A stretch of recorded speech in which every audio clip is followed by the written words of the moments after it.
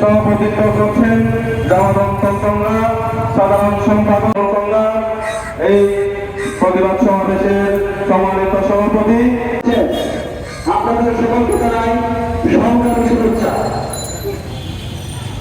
পার্বত্য চট্টগ্রামের বাঙালিদের যে করণীয় কি হতে পারে, আমরা এই রাষ্ট্র কি আমার ভুলের সঠিক বিচার করবে কিনা মূল্যবান বক্তব্য দিয়ে আমাদের মাঝে উপস্থিত থাকবে।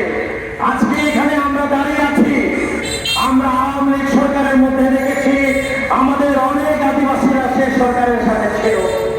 আজকে একটি রিজিম চলে গেছে, আরেকটি নতুন রিজিম হয়তো আসতে পারে, নির্বাচন হবে বলা হচ্ছে। আমরা জানি না দেশের কি অবস্থা হবে, কিন্তু আমরা বলতে চাই যারা বিভিন্ন দলে আছেন, আপনাদেরকে তো এখানে দেখছি না, যাকে দর্শন করা হয়েছে সে কি, তাকে কি আওয়ামী লীগ, তাকে কি বিএনপি, তাকে কি জামাত, তাকে কি জেএসএফ, তাকে কি ইউপিডিএফ দেখে কি তারা দর্শন করেছে কিনা? তাকে শুধু দর্শন করেছে কারণ কিশোরীকে তিনজনের সংঘবদ্ধ